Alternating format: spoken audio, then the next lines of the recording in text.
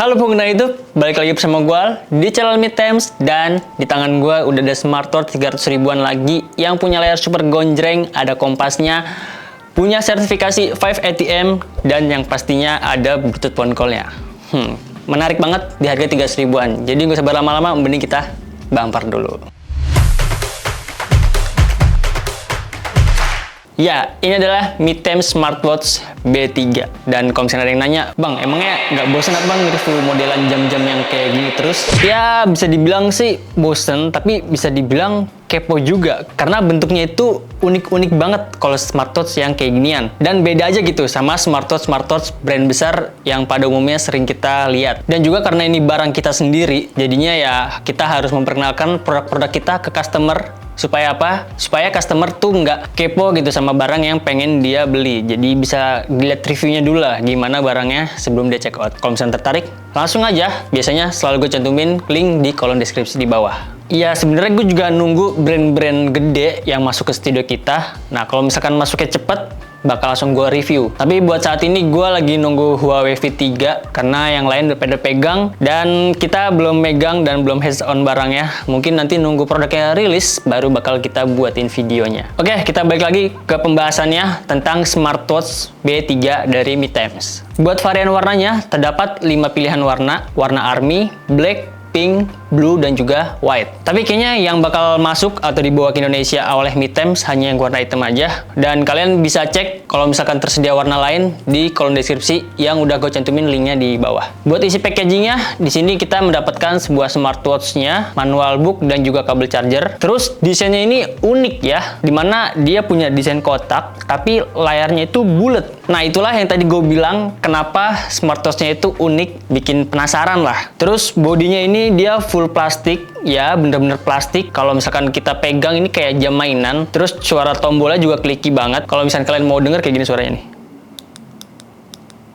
Nah, benar-benar clicky banget, benar-benar plastik banget. Tapi dia punya bobot yang bisa dibilang sih nggak yang ringan-ringan banget ya. Ada di 44 gram. Bahkan lebih berat ketimbang Mi Band 8 Pro. Nah, kalau misalnya kita mau detailin lagi, di bagian bezel atasnya ini terdapat aksen baut hidup yang bisa kita lepas pasang. Begitupun di bagian back covernya, dia menggunakan bahan seperti kayak lempengan besi gitu yang disematkan 4 baut yang bisa dicopot pasang juga. Mirip-mirip kayak jam digital atau jam analog yang bukan smartwatch gitulah, kayak G-Shock. Nah, modelnya kayak gitu. Terus yang gua buat yakin kalau misalkan smartwatch ini dia bisa diajak berenang karena di bagian lempengannya itu terdapat sertifikasi 5 ATM di bagian cetakan platnya. Tapi karena ini barang toko, jadinya gua nggak berani coba buat ngetes dibawa ke kolam renang. Terus di bagian bentuk strapnya ini bener-bener kayak jam bocah banget, dimana di bagian strapnya itu dia dikasih tulisan support watch. Kalau misalnya kalian bisa dilihat detailnya di sini ya mirip-mirip kayak jam yang dapat dari Ciki Jaguar lah. Tapi kalau misalnya kalian dapat dari Ciki Jaguar, smartwatch itu benar-benar untung banget sih kalau kata gue. Dan kalau misalnya dilihat dari strapnya lagi, ini di bagian belakangnya semacam kayak ada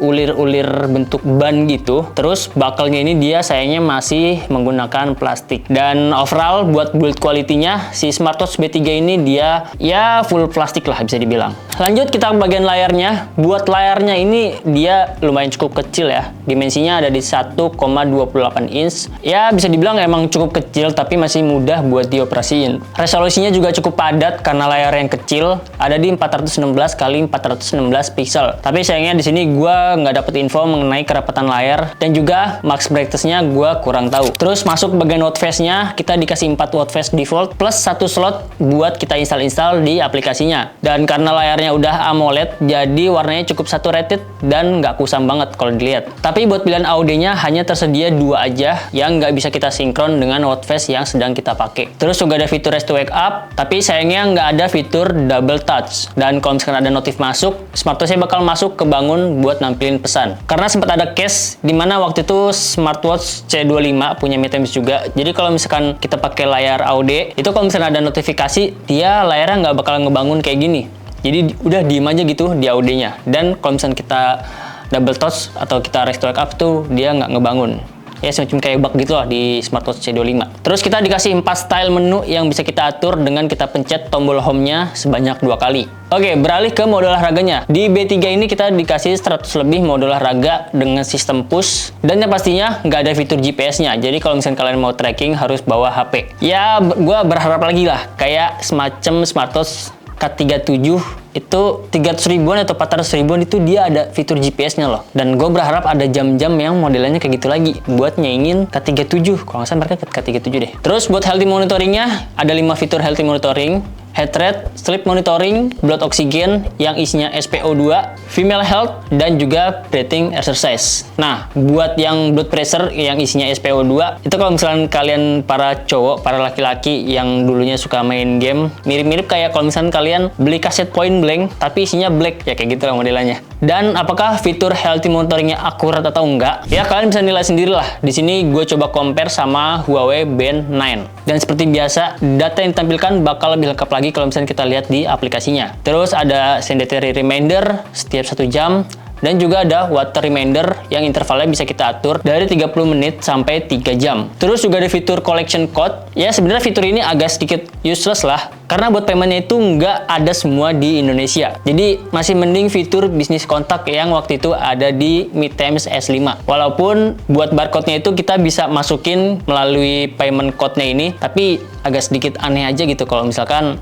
nggak sesuai dengan namanya. Terus fitur-fitur lainnya seperti biasa ada cuaca, musik control, timer, stopwatch, kalender, kalkulator, dan kompas. Ya saran gue mending buat fitur kompasnya ini nggak kalian pakai kalau misalkan kalian lagi ada di tengah-tengah hutan atau lagi nggak tahu arah kemana kalian harus berjalan daripada nyasar. Jadi cari aman aja, mending pakai kompas di HP yang pastinya sensor magnetometernya itu lebih bagus ketimbang di smartwatch. Terus kalau misalnya kita masuk ke menu settingan, di menu baterai terdapat power saving, supaya kita bisa lebih hemat daya lagi kalau misalkan kita lagi jauh dari stop kontak. Di pilihan bahasanya sayangnya dia nggak terdapat bahasa Indonesia, walaupun pilihannya banyak, tapi pakai bahasa Inggris menurut gue udah cukup lah. Terus ada custom button yang bisa kita ganti-ganti sesuai dengan kebutuhan kita. Ada yang masuk shortcutnya sekali pencet, ataupun ditahan untuk masuk ke shortcut lainnya. Terakhir, buat baterainya yang berkapasitas 300 mAh, ya harusnya cukup lah ya buat pemakaian selama 3 hari dengan penggunaan AOD-nya nyala. Huawei aja yang kapasitas baterainya cuma 180